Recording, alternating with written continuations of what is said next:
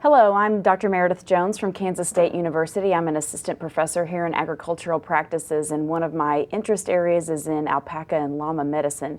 And so today I'm going to discuss with you basic camelid behavior, handling, and monitoring of their health. And what this talk is really designed for is for veterinarians without previous experience with llamas and alpacas, or veterinary students, veterinary technicians, farm sitters, other farm labor, or new owners who are just seeking more information on how to work with their animals. So the outline for this talk is that we're going to talk about some basic information about camelids, talk about camelid behavior, how these animals like to move with the herd, how they should be approached, and how we can appropriately handle them in a way that works with their behavioral instincts.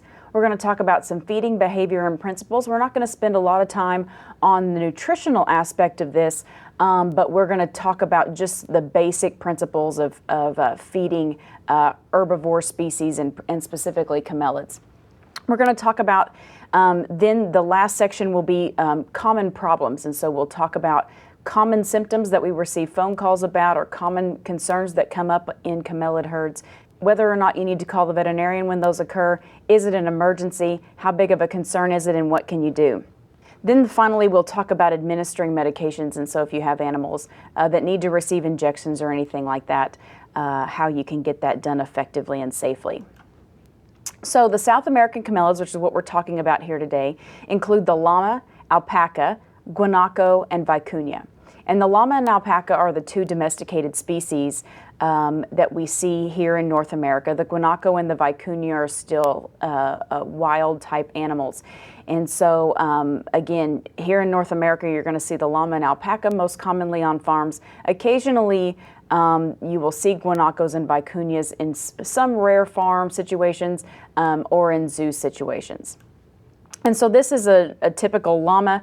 They're a long, lanky animal with, of course, that have the long neck, typical of all the camelids. Remember that these are relatives of camels. And so they are similar to the Bactrian, the two-humped camel, and the dromedary, the one-humped camel. And so they sort of have that kind of general body shape and long neck. The llama is quite a bit larger than the alpaca. They can range anywhere from about 200 to 375 or 400 pounds, and they have banana-shaped ears, and you can see that well in this animal here.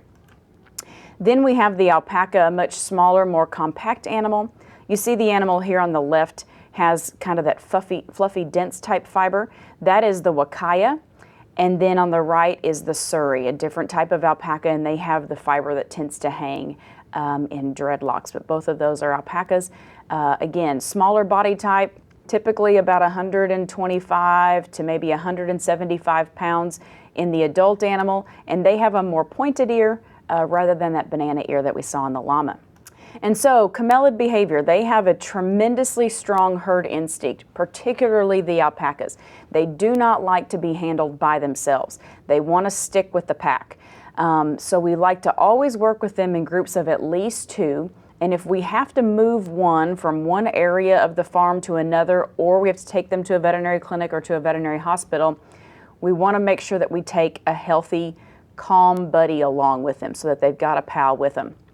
If we have to move a mom or a cria, we want to make sure that we take those along. And so for instance, if we have a sick cria and we're going to take it somewhere to be treated, we want to make sure that we take mom along. Similarly, if we've got to take mom somewhere, we need to take the cria along. That helps with the stress for both of them. Moms don't like to be separated from the babies, and the babies don't like to be separated from the moms. These species also tend to really resent having their heads handled. Some animals are very calm about their heads, but those are few and far between in my experience. Most of them really would rather not have their head, and particularly their ears, to be touched. And so when we handle them, we want to minimize the amount that our hands are on their heads. Certainly for the administration of some oral medications, for the placement of the halter, those kinds of things, we're going to have to touch their head to do those sorts of things. We want to move efficiently, quickly, and get that done and allow that animal to be released back into the group. These species, of course, can kick. With the hind limbs, they'll kick just like a horse or a cow does, kind of backing off to the side. The good news is because these animals are smaller, remember that the alpacas are kind of 125 to 175 pounds, and the llamas being 300 to 400 pounds usually. While they certainly can kick you, it's unlikely that you're going to be significantly injured by that, but it can sting, certainly those llamas because they're so large. And so you want to be careful when moving around their back end.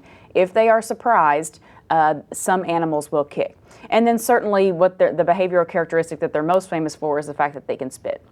Llamas and alpacas both do this. Not all of them do it. I've certainly worked with plenty of animals that have absolutely never shown me any signs that they are wanting to spit. And then there are some animals that will just spit almost at the drop of a hair. So certainly we want to be prepared for that. And so I have an image here of an animal on the left-hand side who isn't particularly enjoying me approaching her with the camera. And so she is giving the classic, "I'm about to spit on you" sign, which is that she's got her head kind of drawn back and sort of hunkered down.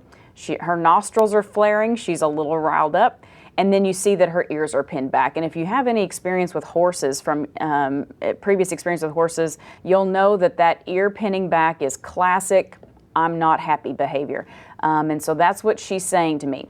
When you hear then, when they do this, and then you sort of hear this gurgling sound, or you notice some wave-like motion in their neck, the spit is coming.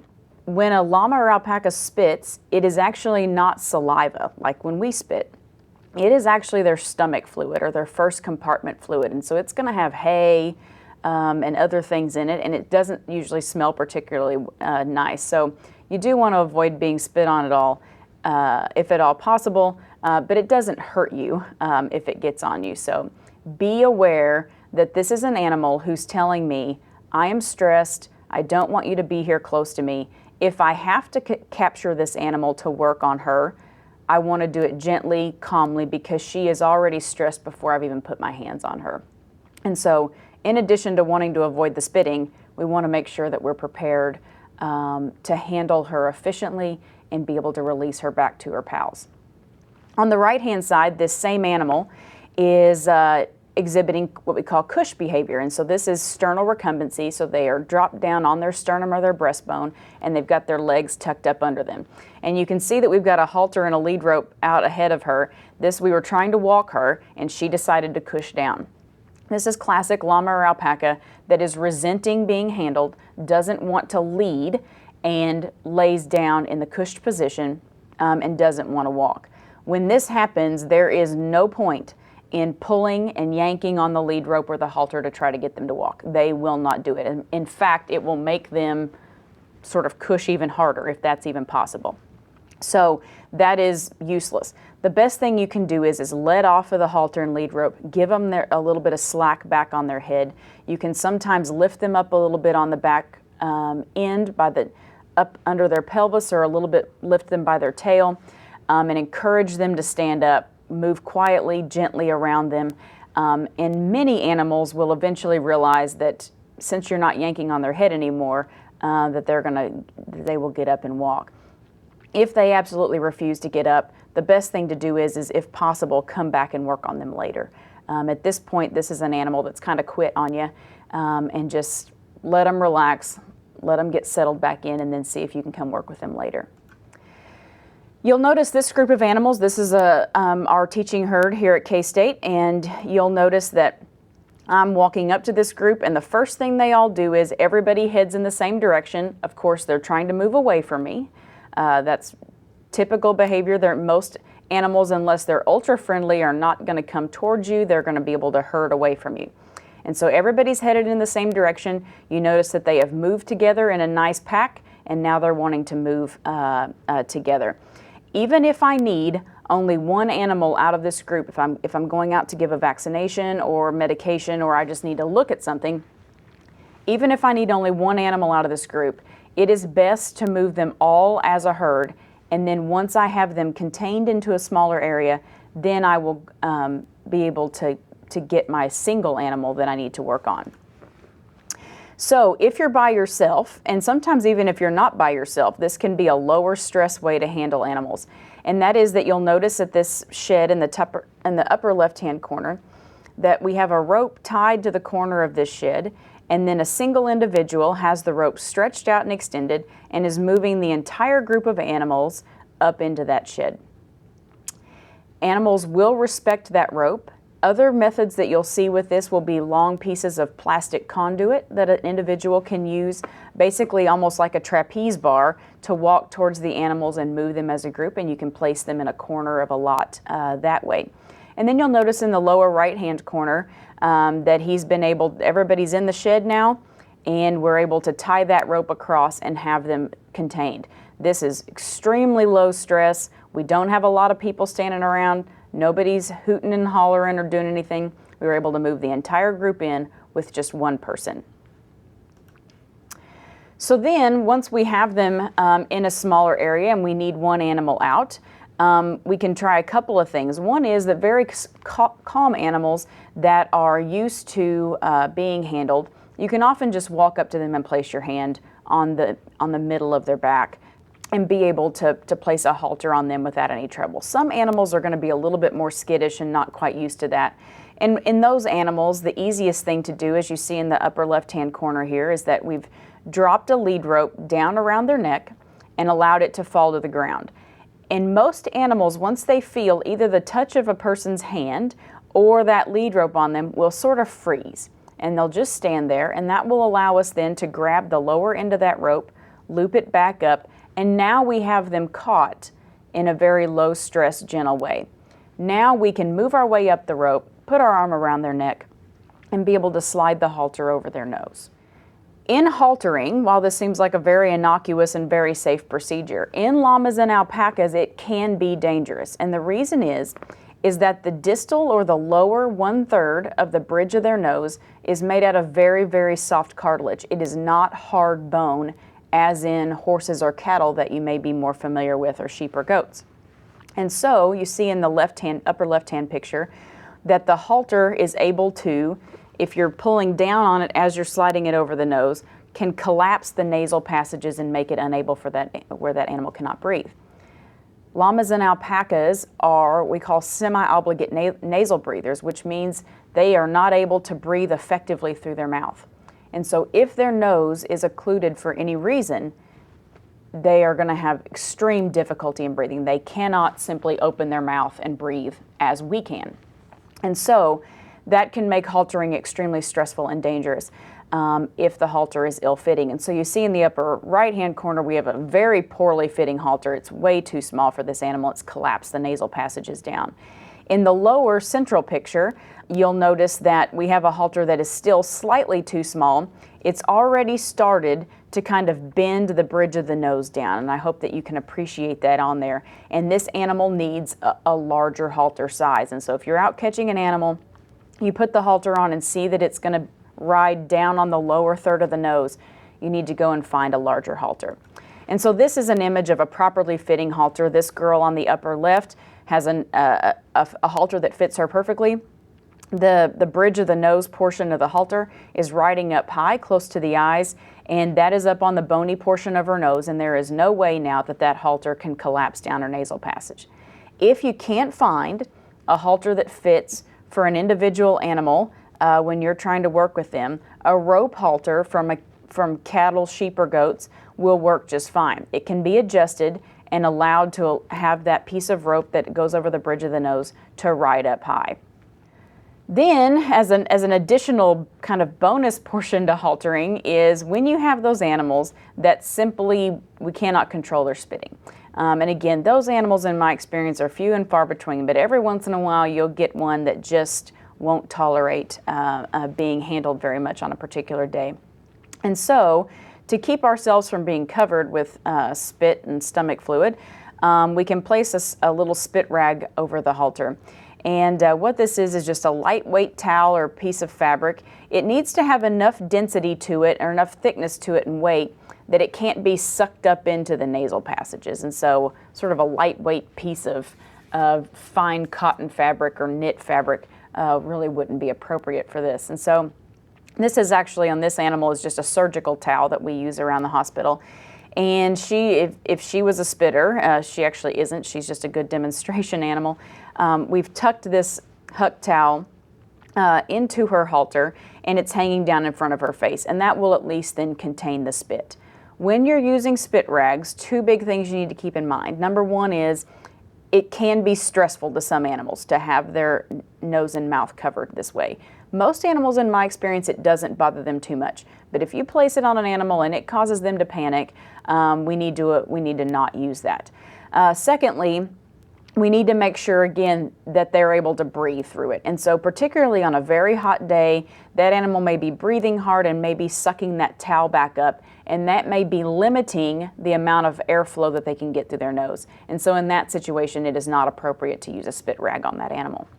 Then we can use an ear twitch. This is in the animal that is not tolerating what's being done. It can be used as a relaxation technique because it results in the release of some relaxing hormones. But what you do with this is and again, this just provides some additional restraint and gives an animal a settling effect when they're on a halter. And so you can see here in the upper left-hand side that the operator has placed her hands around the base of the animal's ear and is merely squeezing. She's not pulling, she's not twisting, she's not doing anything like that, just squeezing down right where the ear meets the head. And then you can see in the upper right-hand picture that she's just got the animal's head nestled in the crook of her arm there so she can control the head completely. Down in the lower picture is absolutely what not to do, and that is to grab out at the end of the ear and bend. We can fracture the ear cartilage and do some damage and cause bleeding in the ear, or again, fracture of the cartilage, and so we don't want to bend the ear. We only grab it down around the base. So a dental pad massage is another kind of relaxing technique if we have an animal that is a little bit stressed but we need to handle them. We can perform a dental pad massage. Llamas and alpacas, similarly to cattle, sheep and goats, do not have upper incisors, and so they have just a dental pad there. It's kind of a firm pad that's covered in basically gum tissue. And you can place your finger in the split of their upper lip and be able to massage that dental pad then and provide some relaxation. And so you see here that the operator is taking his finger and just rubbing this dental pad where there are no upper teeth in the split between those lips and providing some relaxation to that animal. In addition to that, we can do what is called a tail massage. And so you'll see in here the operator is going to walk up to the animal calmly, touch her gently, and then rotate her tail around the base. Another nice calming thing that you can do if an animal is a little kicky at the back end, is not wanting to have their back end handled, this can be a nice way to relax them. Additional restraint can be provided by llama and alpaca chutes. The one on the upper left-hand side is a larger llama chute. The one on the lower right-hand side is a smaller alpaca chute, and these are commercially available. And so what we do with these is, again, on the upper left-hand side, you can see we've got a female alpaca in the chute, and you'll notice that it has sides on the door, or doors on the sides of the chute. It's got a padded head gate, so we can place their neck in there and be able to compress those. But the padding protects the animal from the metal. You notice we still have a halter on her, and then we have that halter attached to the chute by the methods of by chains. It also can be done with ropes as well. What's important about when you tie the head up, as in that picture, is that you'll notice over on the upper right-hand side that we have a quick release snap, and we always recommend the use of those quick release snaps whenever you have an animal tied up, so that if that animal were to decide to drop down into the cushed position or may throw a fit in the chute, we don't want them to be able to torque on their head or neck. And so we want to be able to reach up, release that quick snap, and allow them to go down if that's what they're doing. You can also see in the lower right-hand side, we have another alpaca in the alpaca chute. We have the side doors opened up, and then we have what we call these belly straps in there. And this is if you have that animal that's wanting to lay down, but we need to do something up underneath their belly. So for instance, if we're trying to clip the fiber out from underneath there, or we're trying to examine the udder, or the veterinarian is trying to do an ultrasound exam, we will place these padded straps up under them and sort of allow the animal to suspend there. Their feet are still on the ground, so they still feel very comfortable, but they are not able to lay down at this point. And again, those are attached with quick release snaps so that if the animal looks like she's going to really resent that and may injure herself, we're going to be able to release those very rapidly without having to untie a knot. So, feeding behavior and principles. Most feeding programs on most farms do include and should include hay or pasture access at all times, which should make up about 75% of the total amount of feed that's available to them.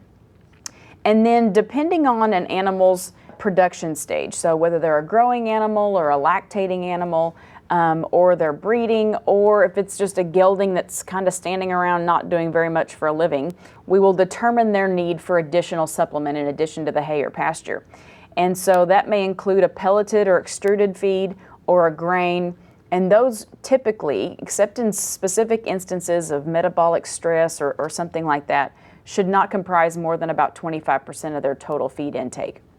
Remember that Camelids should never have access to cattle, horse, swine, or poultry feed. And the reason for this is that these species, the cattle, horse, swine, and poultry, have very high tolerances for copper, and their diets are very high in copper. Camelids cannot tolerate those high levels of copper, and copper toxicity can be fatal. And so if you have other species feeds on the same farm with camelids, we need to make sure that we don't accidentally feed those other feeds to the llamas and alpacas, and we also want to make sure that the llamas and alpacas can't accidentally break into where those feeds are.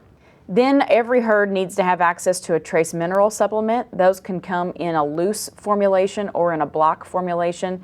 Our experience has been that camelids tend to consume the loose mineral much more effectively and efficiently than they do the block minerals. And so those typically are, in my opinion, much more effective. But those need to be available to animals at all times, year-round. So I'll just have some pictures here, and again, I know that the audience is at varying levels of experience, and so this may be very basic for some people, but it may be new information for others. And so as we go through this talk, I hope that everyone will sort of bear with making sure that we cover and cater to all the different levels of experience that may be watching this talk. And so in the upper left-hand corner, excuse me, I have a photograph of just grass hay, or what some people will call prairie hay. And so this can be made up of a variety of grasses, including brome and others. But it's typically a moderate to low protein feed, but it provides a lot of fiber, which is very good for the digestive health of llamas and alpacas. The upper right-hand picture is alfalfa hay. It can be differentiated from grass hay by the presence of little round green leaflets throughout the hay. Good alfalfa is much higher in protein than most grass hays, and so then can be fed to animals who are in need of higher protein levels in their diet. And again, it also provides lots of good fiber. The lower picture is straw, and it has a very yellow cast, and it tends to be very shiny. And it's important that we differentiate that is not a hay to be fed. Yellow, shiny straw is typically only used for bedding purposes, and so we want to make sure that we don't mistake grass hay and straw and accidentally put straw out as an animal source of feed. It has little to no nutritional value, does provide a little bit of fiber, but we would never want to use straw as a feed material. So the supplemental feed types up on the upper left-hand corner, and I have all these labeled for you, are beet pulp shreds. I don't really have a good analogy for what they look like. They look like shredded feed, essentially. And those are a good source of fiber, and they provide energy as well. And so that's a common feed stuff that is used as a supplemental feed in llamas and alpacas. Extruded feed is in the upper right-hand corner, and it has kind of this dog food appearance almost. And what's interesting about it is that it contains lots of great nutrition, but the pellets break down when they are consumed by the animal. And so this feed is highly desirable in llamas and alpacas who do have, some animals have some problems with choking.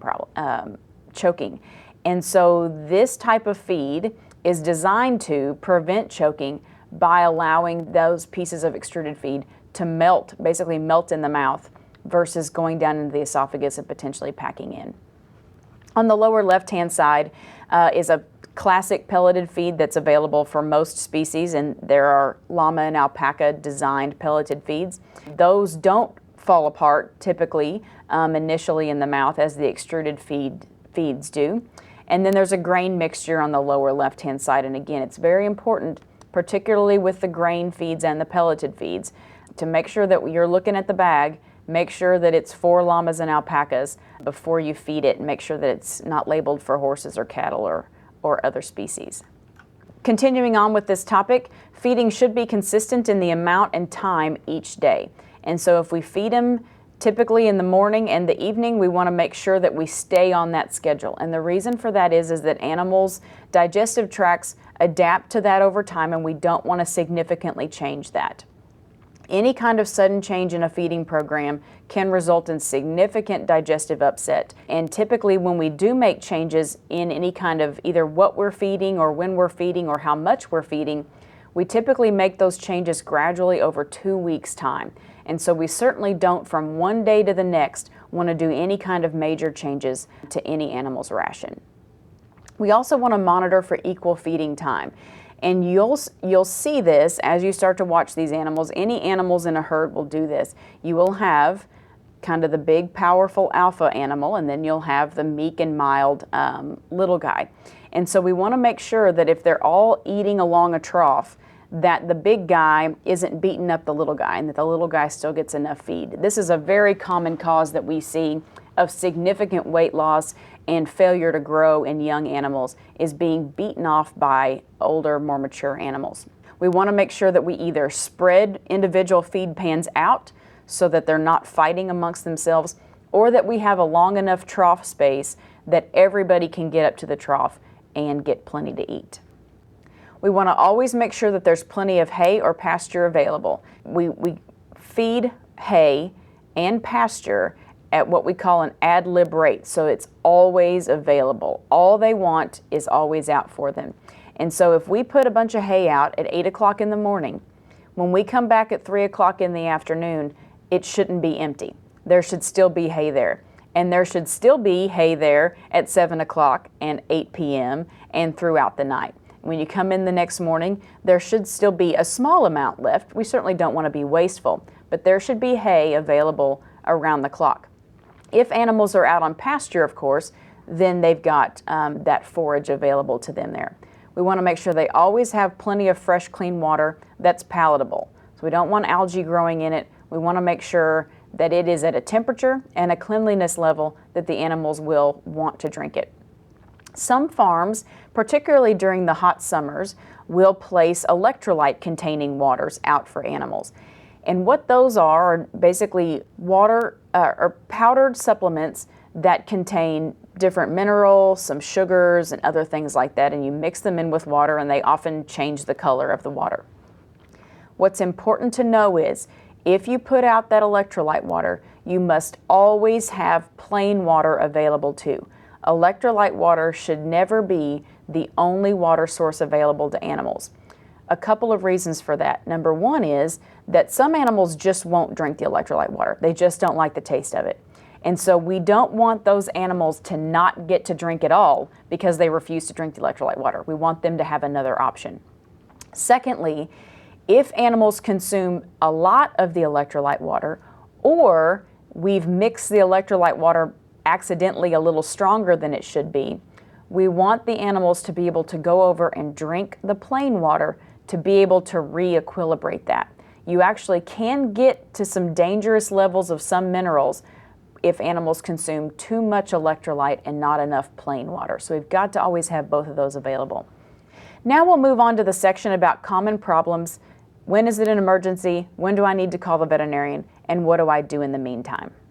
Okay, so the first thing that we often get calls about is that we have an animal that's not eating. And unfortunately, that doesn't give us a lot of information. Not eating is the most common thing that any sick animal will do. And so it can indicate anything potentially to be wrong with that animal. But the most common things that we see are stomach upset, intestinal upset, infection, fever, and pain will also cause animals to not want to eat. Is it an emergency? It can be. It is an emergency if you don't notice that the animal is passing any feces for more than a few hours. If you notice when you view the animal from behind that their abdominal contour is changed. So for instance, if they're normally sort of slender when viewed from the back, is their belly now more rounded out? Are they depressed? you notice that they're feeling sick in addition to not eating, or are they wanting to lay down more, they're hard to get up and move around, are they having trouble breathing, or do they have a very high temperature when you take their temperature. Adult llamas and alpacas should have a temperature around 99 degrees.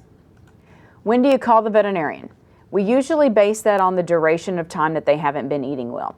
If they're eating less than normal, so less than the normal amount, but still some, we may choose to watch that animal for a day to see if there's improvement. The reason for that is that if they're still kind of picking along and eating a little bit, they may just have a simple indigestion or a little bit of a stomach upset, and they may snap out of that in a day. If they're not eating at all, the veterinarian should be called and informed of the condition so that they can determine the need for whether or not they need to come out immediately or whether we can wait for a little while. But again, if they're eating less than normal and that goes on for more than a day or two, then we need to call the veterinarian. What do you need to know when you call? When did you last see them to eat normally? Are they not eating at all, absolutely refusing all kinds of feed? Or are they eating less than normal? Are they preferring to eat hay only and not wanting to eat their supplement, or vice versa, eating the supplement and not wanting to eat the hay? That can give us some clues about what's going on. Have they been completely normal up until now? Up until yesterday they look fine, now today they're not wanting to eat. And then have you seen any associated weight loss? When you put your hands on the animal, do you notice that they've had weight loss? What do you need to do until the veterinarian comes? Do as they recommend when you call them over the phone. They may ask you additional questions over the phone that may help guide what needs to be done. You want to offer them, make sure they've got fresh water and a highly palatable feed. So if you've got other types of supplements around, or maybe alfalfa hay around, you might place that in front of them. Many animals really like alfalfa hay, and so while they may not be willing to eat grass hay, they may be willing to eat a little bit of alfalfa, and we want that to be in there for the fiber and the protein. We may move them to a sheltered area, particularly if it's very cold or very hot outside. We want to be able to protect them from the elements. And then again, as we talked about with the herd instinct at the beginning, take a pal along. Give them a nice healthy buddy with them, so that they're not isolated and alone from the herd, because that alone can exacerbate whatever problem they have going on with the stress of being isolated. So weight loss, what does it mean? Can go along with not eating, like we just talked about. We commonly see it associated with intestinal parasites in particular, but we can certainly see it with the external parasites like lice and mange mites. Chronic infectious disease, infections somewhere in some organ or an abscess internally or externally may be sort of stealing their nutrition as they're trying to fight that off. We'll also see it with liver disease or gastrointestinal disease. Is it an emergency? Typically, no. Most weight loss occurs slowly and over time. Occasionally, we will have situations where an animal is presented to us that it appears that the weight loss has occurred suddenly. And in those situations, we certainly do need to call the veterinarian. But typically, weight loss has been occurring over time. And so while we don't want to delay treatment, it's not necessarily an emergency right now. When you call the veterinarian, we'd like to know how much weight you think they've lost. And so if you keep records, monthly records of weighing animals, that can be very useful to say they've lost 20 pounds over the last month, something like that. We'd like to know if you've seen an appetite change and for how long. Have you thought that they seemed a little off maybe for the last week or so, but weren't quite sure what was going on? And then are there any other animals in the herd affected? And so when you see one animal in the herd who has lost some weight, it's a really good idea to go move through the rest of the animals and put your hands on them and see if you think that they seem thin to you as well.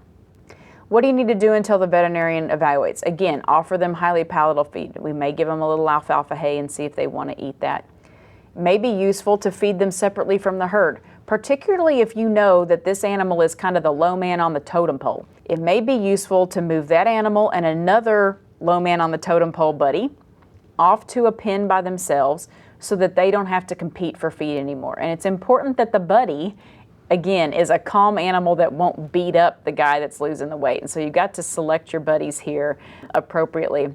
And then make sure, while you're waiting for the veterinarian to take a look at them, now that you've got them separated off, you should be able to get a much better idea of what their eating habits are like and how well they're eating. Oftentimes in these large communal feeding settings, it's impossible to know how much one animal is consuming. But once you pull them off to the side, now we'll be able to determine how they're eating and how much. Another common call we get is colic, and remember that colic is not a diagnosis. Colic isn't a disease. It is a clinical sign. It is, all the word colic means is I have abdominal pain. Again, it doesn't really give us necessarily a lot of information, but it certainly does get us pretty excited because these animals are very, very good about hiding disease. They know not to act sick until the very, very last minute, until they can't help it anymore. And so a llama or alpaca that is acting like its belly hurts is typically an emergency, and we need to make sure that we're making a phone call to the veterinarian. What it can mean is a stomach ulcer, hairball, some other kind of stomach or intestinal upset, distension, all the way up to a twisted intestine. And in mid to late pregnant females, we often get excited about colic and worried about it because of the risk of uterine torsion. So where they have a twist in the uterus that can cause significant compromise to the mom, to the uterus, and to the baby. Is it an emergency? Yes, and as I've already alluded to, these animals are extremely tolerant of pain and they know to hide their pain. And so when they're showing overt signs of pain by either kicking at their belly, laying down and rolling excessively, those kinds of things, we're going to want to make sure that we get those animals examined in very rapid fashion. It's important to know, if you haven't been around llamas and alpacas very much, is they will often roll around and take these little dust baths.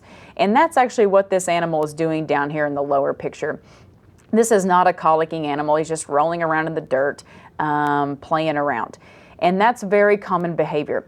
And so if you see an animal that's acting that way, monitor them and see if it's just a playing behavior. Is that animal bright and alert and walking around otherwise, or is that animal uncomfortable? Much more commonly in llamas and alpacas than kicking at their belly or rolling around, that kind of behavior, is simply standing off by themselves or laying off by themselves and being very, very quiet. And so that can be, these animals often don't respond violently to pain. They much more commonly respond by being very quiet, very sullen, and separating themselves from the herd. So we really need to be very in tune to what is normal behavior for these animals and to notice when that has changed. What to know when you call. How are they acting? Have they been eating normally? Have you changed their feed? Did we decide last week that we were going to add in a different feed into what they were eating? Have you noticed urination or defecation? Have you noticed a change in the way their belly looks? And if it's a pregnant female, when is she due? What to do until the vet evaluates? Don't get them riled up. They're already uncomfortable. They're already in some pain. We don't want to do a lot of handling or get them worked up. We're going to walk them around slowly. And if we're going to load them up to take them into the veterinarian, we're going to make sure that we load them onto the trailer very quietly and gently. In the meantime, be watching for them to pass any urine or manure, so that when the veterinarian arrives or you arrive at the veterinarian's office, you can say, I hadn't noticed any fecal passage before when I called you, but then I did notice that she passed some in the trailer. And so we'll want to know that. Straining is another one that we often see. It can be caused by not being able to urinate, which is most commonly caused by a stone in the bladder that drops down into the urethra, most commonly seen in males. We may see it because they can't pass any stool, because they're constipated. There can be an intestinal obstruction. It may be a pregnant female that's due to have her cria and may be having some difficulty. And then certainly we have a couple of parasites that specifically cause straining, and those are most commonly coccidia and whipworms. One of the behavioral aspects of llamas and alpacas that I didn't mention earlier, I was saving until this point, is dung piles. And so when you walk out into a pasture or a dry lot where llamas and alpacas live, you will notice these community latrines. And there may be one of them in a pen, there may be 4 or 5 of them in a pen. And so these are small circular areas where the animals have chosen for themselves, for the herd, that they are all going to defecate and urinate at that site. And so you will notice animals throughout the day going over to that area and posturing to defecate or urinate over that community latrine. We typically have owners clean those up with a wheelbarrow or haul those off either daily or weekly, depending on how much land they've got and how many animals they have. And so what you want to do is keep an eye on the animals that are going to those dung piles and visiting them. Are they staying there longer than other animals are, or are they repeatedly going back very frequently? And so again, that's a pattern of behavior that you're going to need to watch over time. And you may notice that there's an animal that keeps going back to the dung pile several times, much more often than anybody else is. Or you may notice an animal that goes and stands over the dung pile and just hangs out there for a while and isn't producing anything. So if they're hovering over the dung pile and you don't see urine coming out and you don't see fecal matter coming out, we need to be concerned about that animal. Is it an emergency? All of those causes of straining that I talked about are an emergency, with the exception of the coccidian whipworms, the parasites. Those do need to be dealt with urgently, but they're not emergencies. If there's abdominal distension, if you can tell that there's a difference in the contour of the abdomen, if they are not producing feces and urine, so they're hovering over that dung pile and they're not producing anything, or if it's a late-term gestation female and is due to give birth, then it's an emergency. When do you call the veterinarian? If straining accompanies other abnormal behavior, so they're not eating very well, if you do notice this kicking or rolling, or again, that animal that's standing off in the corner by themselves very quietly, that animal may be every bit as painful as the animal who's rolling or kicking at their belly. If urination or defecation are not observed within an hour of a straining episode, then we need to be concerned that there may be some kind of blockage or obstruction. What do you need to know when you call the veterinarian? Stage of gestation, if it's a known pregnant female, if there's a change in the shape of the abdomen, when did you last see them urinate or defecate normally?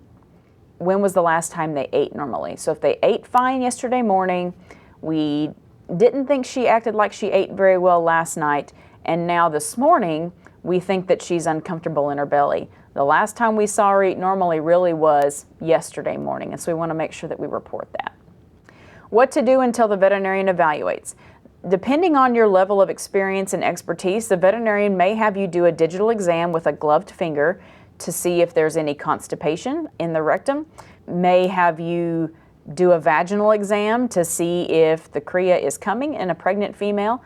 They may talk you through giving an enema, something like that. And so it just depends on the questioning and the discussion with the veterinarian and your level of comfort and expertise about what we can do while we're waiting on the veterinarian to arrive.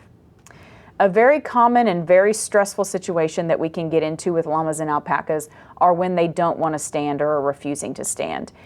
And this can mean a variety of things. There may be something wrong with the brain or spinal cord. There may be something wrong with the muscles. We will sometimes see significant muscle damage in animals that get very, very stressed. And then we may see metabolic disease. And so a variety of conditions can occur in llamas and alpacas resulting from different electrolyte abnormalities or different liver disease that can certainly cause animals to become so weak that they're unable to stand. One of the unfortunately most common causes that we see with animals that are down and recumbent is heat stress. And heat stress can be either a cause of an animal to go down and not be able to stand, or it can be the result of an animal not standing up. And the reason for that is that llamas and alpacas get rid of a lot of their heat off of their ventral abdomen, so their lower belly. And if they are down and sitting in the cushed position and can't stand up, they are unable to get rid of heat from their belly. And so if it is warm outside and they are down because of some metabolic disease or because of some spinal cord disease, you may get heat stress on top of that primary disease as a result of them laying there for too long. And so we've got to be very, very aggressive in getting recumbent animals examined and diagnosed and appropriately treated. Heat stress, as I said, can be a primary disease as well. We get very, very concerned about it in the summer and on into the fall quite a ways. And depending on what kind of spring we have, it can also be problematic. It is going to change how we handle animals. The heat stress index is an important number that we look at that shows us that humidity and temperature are equal contributors to heat stress in llamas and alpacas. And so if we take the humidity in percentage and we take the temperature in Fahrenheit and we add those together, if they come up to be less than 120, we can generally say that it's safe to handle llamas and alpacas. So we can gather them up to shear them, we can gather them up to vaccinate them, We can move them around if we need to change pastures, those kinds of things. That is generally considered to be safe to do if it's less than 120. If the heat stress index, so humidity plus the temperature, is between 120 and 150, we shouldn't handle animals unless it's absolutely necessary. This is not the time for us to be trailering them to another pasture or hauling them over to the breeder, those kinds of things. We need to avoid it there. If the heat stress index is greater than 160, we should only handle the animals or move them if it is an absolute emergency. The reason that these are important to keep in mind is when the heat stress index is above about that 120, 150, we want to go out in the morning, feed, water, clean, do whatever chores we need to do, and then leave the animals alone. We don't want to be handling them unless we absolutely have to. So we're going to observe these animals from a distance. We're going to be very in tune with their behavior, but we are not going to be out moving them around, sorting through them, doing those kinds of things. If in the summertime we need to do those kinds of things with animals, if we need to gather them up for some reason, we want to do that very, very early in the morning when the heat stress index is very low. We don't want to wait until 2 o'clock in the afternoon to get those kinds of chores done. So, is it an emergency? Yes. If these animals can't stand up, there is a really good reason for it, and it's usually pretty severe, and so we have got to get those animals treated. The other reason is that our medications become less and less effective the longer they are down, and the likelihood of getting them up and getting them recovered drops significantly the longer they've been down. We want to be able to report to the veterinarian how long they've been down, and did you notice anything unusual about this animal before you noticed them down? Did you notice that yesterday they seemed a little wobbly on their back legs? Did you notice that a couple days ago her appetite started to drop down? Those kinds of things we're going to want to know. What do you do until the veterinarian evaluates? Keep them cool if it's in the wintertime. Keep them cool if it's in the summertime. Keep them warm if it's in the wintertime. And so if it's in the wintertime and they're out laying in the snow and can't stand up, we're going to want to bring them into a shed where they're out of the wind, bed them on some straw so that they can be a little bit warmer. Don't let them lay out in the cold. Similarly, in the summertime, if they're not sheared, we're going to want to go ahead and get them sheared so that they can get rid of some more heat. We're going to want to encourage them to stand up if at all possible, to try to let them dissipate a little heat off of their belly.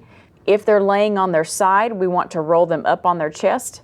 As we said, that can be problematic from a heat dissipation standpoint, but the more immediate threat is the fact that these animals with their large first compartment stomach can produce a lot of gas and they can bloat, and that can interfere with their ability to breathe. And so we don't like for these animals to stay on their side for any length of time. If you roll them up on their chest and they won't stay there, you need to take bales of hay, block in around them to sort of hold them and prop them in that position. They've got to stay up on their chest all the time. Want to make sure that we place food and water within their reach. Make sure we don't handle the head and neck harshly, don't pull. And the reason for that is if they have a neck injury that we don't have diagnosed yet, we can make that worse. After the veterinarian evaluates, it's very important to be very aggressive that if the animal is being treated for what the veterinarian suspects is going on and they're not showing significant improvement in about 24 hours, then it's time to really pursue doing additional diagnostics. We may want to do some blood work. We may need to do some x-rays, those kinds of things. But again, as I said earlier, the longer they're down, the less likely it is that we can get them back up. And so we don't want to delay and take the kind of wait and see approach. We want to be very aggressive about getting them diagnosed if they're not responding to treatment. Choking is a very frightening thing that can happen to llamas and alpacas. It's frightening for the animals and it's frightening for the person who's observing it. What it almost always means is that there is feed packed in the esophagus. There are other things, tumors, abscesses, other mechanical problems, functional problems that can go on with the esophagus that will cause animals to choke. But by far and away, the most common cause that we see is an animal that has feed packed in there. And you notice in this female alpaca down in this picture here, has her neck extended. You can tell that she's stressed. Although they're out of the picture, you can sort of tell by the contour of her head that her ears are pinned back. She's scared and she's salivating excessively. Is it an emergency? Absolutely. Just like when a person is choking, when a llama or alpaca is choking, there is the risk that they are then also unable to breathe, in addition to it being extremely stressful. And so we've got to be able to get the choke relieved and get them comfortable. What to know when you call the veterinarian: how old are they? What type of feed are they on? And if you've ever noticed any other problems with this animal before. So has this animal been standing with its head and neck extended for the last few days, but you didn't really know what was going on? Anything like that can be really useful clues for the veterinarian. What should you do until the veterinarian evaluates? Move the animal very quietly to a safe area, again, with a buddy to help reduce stress. If it is in the summertime or the animal is hot, and they frequently will become hot during these choking episodes because they're so excited and they're kind of panicking as a result of this choke, make sure that we cool them down, get them in the shade, may cool them down with a little bit of water, those kinds of things to keep them more comfortable. Preventing choking, we want to identify who is most at risk. And the animal that runs up to the feed trough and inhales all the food, literally and figuratively, is the animal at most risk for choke. So if you don't stop and chew your food, you're going to be more likely to choke, and the same is true for them. Certain feeds can be bad about causing choke as well. Beet pulp can be, small grains can be, and pelleted feeds can all pack in the esophagus very easily. And so in animals that we know are bad about choking, or that we're feeding feeds that we suspect may be bad about causing choke, we'll usually mix in a little bit of water and soak those feeds to make them easier to swallow for those animals. The next thing we're going to talk about is normal birthing events and how to handle birthing difficulties. And this is a pretty stressful, even for experienced people, this can be a very stressful time. The expectation of a new cria and hoping that everything goes well. And so we're going to start off by talking about normal birthing events. What we call stage 1 labor. It starts with the initial uterine contractions and ends with the water breaking. And so you may notice an animal that is kind of standing off to the side by herself, starting to kind of isolate herself from the herd. If you know she's in late gestation, we need to be watching her very closely, because she may be in those early contraction phases that you can't see from the outside, but she's starting to feel them, and then you may notice when her water breaks. That period of kind of those early contractions, standing off by herself, can last anywhere from 2 to 6 hours. Stage 2 labor is when they're actually in full-fledged labor and are about to deliver the cria. At this time, they are in full-blown abdominal press. You may notice them laying down on their side and straining, and they should have the cria out in about 10 to 30 minutes, depending on the mom's experience level and how well things are going.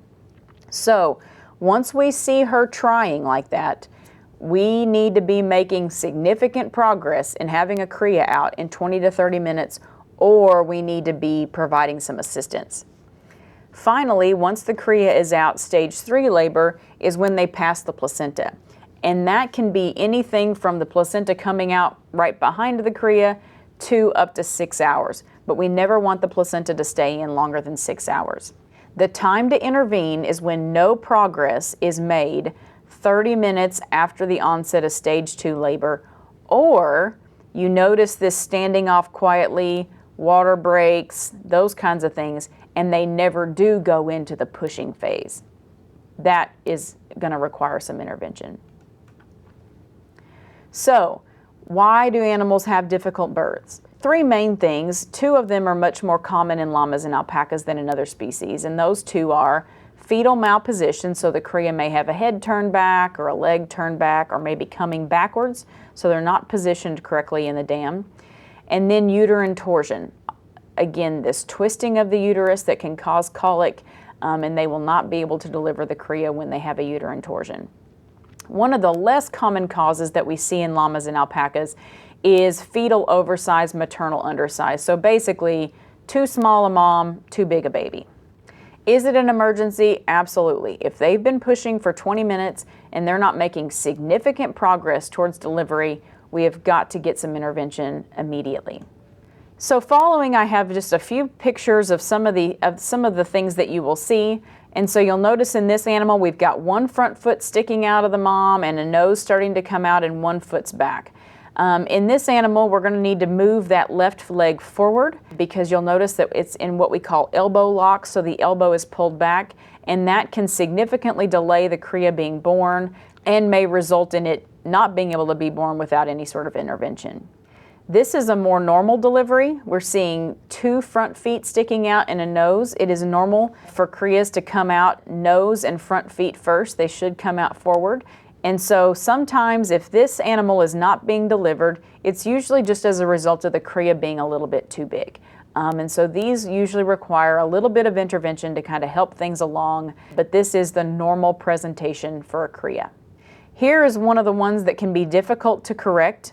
We have the left leg of the cria is retained and held back, and this cria will not be delivered without intervention. The dam simply cannot push that cria out unless that left front leg is pulled forward, and so this animal is going to need some intervention. So if you see a nose and only one foot, you don't see the second foot, that animal needs to be examined. We have the leg crossed over here, and so you can see that we don't have the 2 feet coming out side by side like we should. A head turned back, we've got 2 feet sticking out, but we don't have a head. And so this animal is going to need intervention to bring that head up so that we can safely deliver the cria. Upside down, this doesn't happen very often, but it can happen. And so you'll be able to see this from the outside, that the feet are above the head and that the feet are upside down. A backwards cria has 2 feet coming out, and again, like the cria that was coming out forwards but upside down, the back feet, when they are right side up, they will look upside down. And so it can be very confusing, but back feet coming out first will often be pad up, so the bottom of the foot will be up. And so it's important that someone who is experienced goes in here and determines, are these front feet that are upside down or are they back feet? It's a significant determination that needs to be made as to whether or not we need to go in and deliver, bring the head up if they're front feet, or do we need to just deliver the baby in a backwards position. This is approaching a breech. This animal has its hocks up, but it's coming backwards, and this cria absolutely cannot be born without significant intervention. It is important to know that unless you are very comfortable and very experienced, we don't recommend the use of any sort of strings or chains or straps to use to aid in the delivery of crias as we do in other large animal neonates.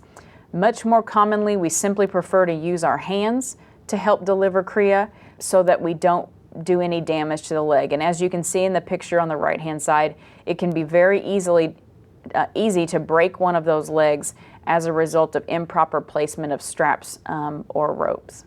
What do you need to know when you call the veterinarian? Is this a first-time mom, or is she experienced and has had crias in the past? Has she ever had problems delivering crias in the past? When is she due? Is this potentially a premature delivery, or is she overdue, or is she right on time? What parts of the cria are showing? Are the feet right side up? Do the feet look to be upside down? Is there a nose coming out? What's there? What's missing? How long have you been watching, and how long has she been trying? We want to keep the mom very still. If we are going to load her to take her into the veterinarian, we want to make sure that we get her up on the trailer very quietly. And then in paying homage to the Little House on the Prairie, we want to make sure that we have warm water and towels ready. Those are always useful in any delivery. We want to be as clean as possible, and we want to be able to get everything in the area dried up and cleaned up like we need it to be. And so having all those supplies available to us when we're going to intervene is always useful. So we've hopefully delivered a happy and healthy cria and have a nice, happy, healthy mom.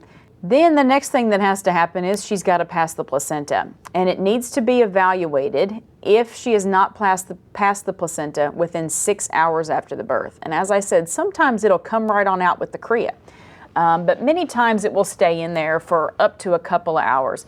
We don't want it to be in there longer than 6 hours. If we note that, we need to call the veterinarian so that appropriate treatment can be started. We want to wrap the mom's tail and keep her back end clean so that they can be appropriately examined. And then while we're waiting, we want to be sure that we're getting the cria to eat. We don't want to just be focused on the placenta and not be thinking about the cria. In this meantime, we need to be getting him up and eating while we're waiting to deal with the placenta. Normal cria should stand and nurse within 2 to 4 hours, and a really good, strong, healthy cria is up and nursing within 30 minutes. They should nurse colostrum off of the mom, and we want to make sure that we look at the mom's udder and make sure that she actually has colostrum there. It's very common in llamas and alpacas for them to not make milk. Certain individuals, for a variety of reasons, may not produce milk well, and we don't want to just assume that she's got milk and not actually check. We want to make sure that that animal is nursing between 1 and 4 times an hour. We want that cria to be strong and aggressive and up there and nursing, and we want to make sure that mom is letting him nurse, not kicking him off and moving away from him. If that's the case, then we need to make sure that we restrain mom so that the baby has an opportunity to nurse. We want baby alpacas to be born at least 14 pounds, and we want llamas to be born at least 17 or 18 pounds. Anything less than that makes them high risk. They may be premature, they may not be premature, they may just be low birth weight. But we always like to weigh crias at birth and make sure that they meet those minimum standards so that we know that they have the best start at life. Again, we want to make sure the mom's got appropriate milk production, appropriate colostrum production, and then we also want to dip the cria's navel. And lots of people will tell you lots of different things. Some people will use a diluted iodine solution. Some people will use a diluted chlorhexidine solution or Nalvasan. And either of those is probably fine, but we need to make sure that we get that done as soon as the cria comes out. Our preference is if the umbilicus is actively bleeding after the cria comes out, which is highly unusual, but it does happen from time to time. If your veterinarian directs you to place a suture or a string around the umbilicus, we want to make sure that we do that down as low as we can, away from where the umbilicus enters the body, and then we don't want to leave that on there for very long, not more than an hour or 2. From time to time, we will encounter crias that are weak and don't nurse well, and it can mean a variety of things, including mineral problems. They may not be eating enough, sepsis, infection throughout the body, or they may have low blood sugar, and so we've got to aggressively treat those. Is it an emergency? Absolutely. There is not much reserve in most neonates to be not eating for a period of time. And you'll notice in this picture here, this was a case of a llama cria that didn't nurse very well for a while.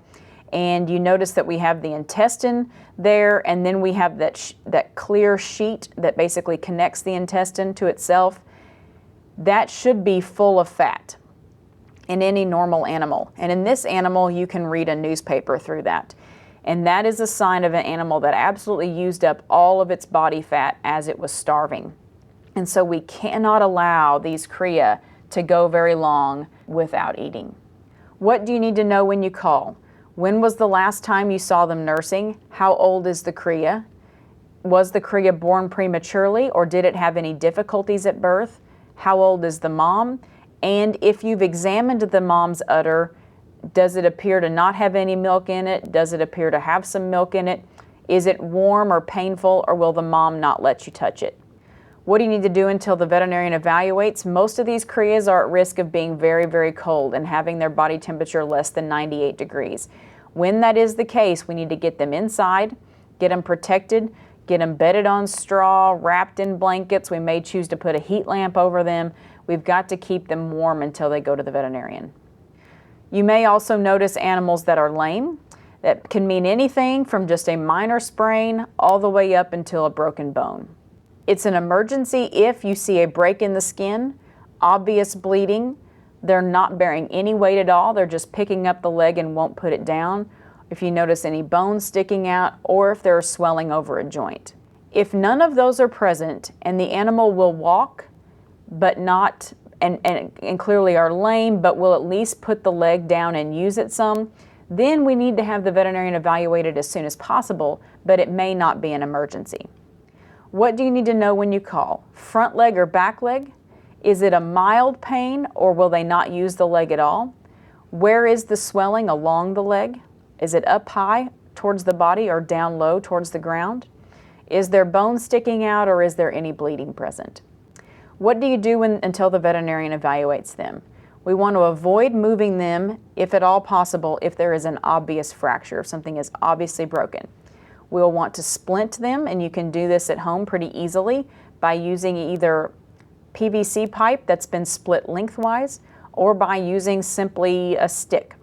And what you'll notice is that on the lower right-hand side, I have an oval there that represents the bone, and then I have two pieces of splint, one up above and one off to the side. And when you splint a bone, it is appropriate to not only place one piece of splint on there. You want to always place two pieces of splint on there, and they need to be placed 90 degrees to each other. So they either need to be on the back side and the outside of the leg, or the front and middle side, or the front and off to the outside. We need some combination. Doesn't really matter where they are, except that the two pieces need to be at 90-degree angles to each other. And what that does is that protects the bone and the surrounding nerves and soft tissue and blood vessels from being further damaged. And it protects it in both directions, front and back and side to side. So we always want to place two pieces of splint 90 degrees to each other. And I have a picture down on the lower left-hand side that's kind of there to be funny, but it's a true story. We had a little dog brought in that the owners had taken coloring pencils and crayons and splinted a broken leg and some duct tape. And while that may seem funny, and it certainly is, it's highly effective. And so the purpose of me having that picture there is to remind you that you really can use about anything to splint a leg, and that you need to do whatever it takes to get a leg splinted before that animal moves and does any more damage to the surrounding tissues. We will occasionally see animals that are attacked by dogs that get cuts on them, break their legs, and other kinds of traumatic events. Is it an emergency? Yes. And the reason for that is that our drugs are much more effective if we can get them into the animal early before infection and other problems have set in. Only very fresh cuts can be sutured closed. Once they're old, we have to just let them scar over. And again, like we talked about with the fractures, we've got to get those stabilized immediately. So all trauma is considered an emergency. What do you need to know when you call? When did it occur and what happened, if you know? Oftentimes we don't know. And so it's important that if you have an animal that's been injured and you can't figure out why, walk around the farm and see if you can get any clues. Is there a nail sticking out from a side of a barn? Is there a piece of tin sticking off the side of the barn? Have you noticed stray dogs in the area that have been hanging around the animals? Those kinds of things we may need to have to give us clues about what could have happened. We want to know if there's any active bleeding and where that's coming from. Can the animal walk? And something that we don't necessarily need to know right at the minute that you call, but we will want to find out, is when was the date of their last tetanus vaccination. Because any animal that is wounded, we're going to want to make sure that we have covered prevention for tetanus. What to do until the veterinarian evaluates? We want to stabilize any fractures with splints. We want to keep things clean, make sure that we're not getting hay in any wounds or any dirt in any wounds, if at all possible. And then we want to make sure that someone is keeping pressure on the bleeding, either by a tightly wound bandage around the area, or if someone is available to keep pressure on there with their hand. Eye drainage is something that can be concerning, and so I wanted to just cover how to know when it's normal and how to know when it's abnormal. It certainly can be normal, just like in people, to get a little bit of eye drainage on the inside corner of the eye. When it is abnormal, though, it can be caused by cuts on the surface of the eye on the cornea. They can have blocked nasolacrimal ducts, so the duct that leads from their eye down to their nose, and a variety of other things, including infections, grass-ons getting into the eye, dust getting into the eye, those kinds of things. When do you know it's time to call the veterinarian? If you notice that animal is squinting, If you look out into the pasture and that animal is standing there and it's holding the eye closed, that's a really good sign that that eye is painful. If the eye is red or there's a lot of drainage, or you notice the animal rubbing the eye, either up against the barn or up against the fence, those are all signs that there's something abnormal going on. I have a picture here of an alpaca who's receiving an eye medication to numb the surface of her eye, but her eye is normal, and so I've put this picture in here so that you'll know what a normal eye looks like. You notice that the soft tissue around the eyeball itself is kind of a light pink.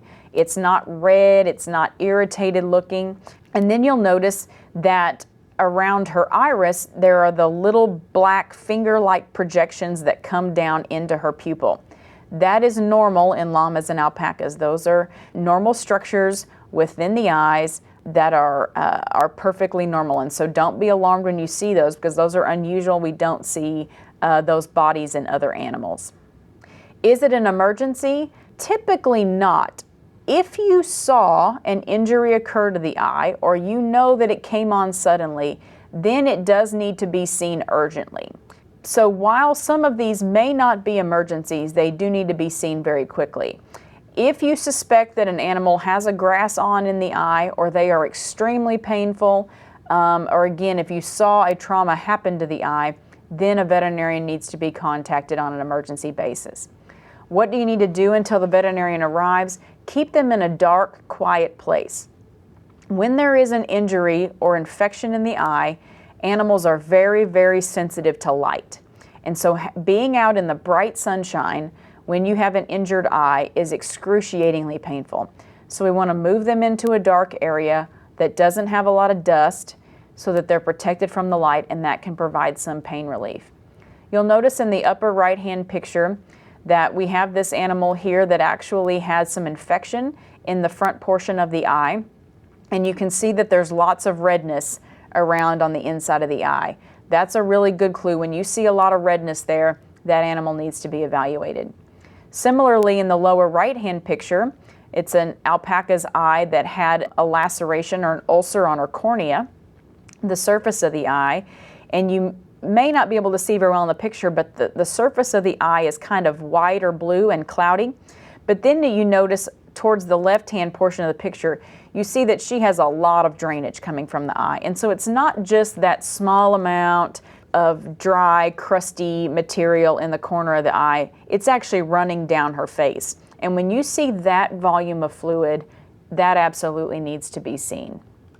So the last thing we'll talk about is administering medications. With oral medications, we talked about haltering safely earlier, and we also talked about how animals don't like to have their heads handled.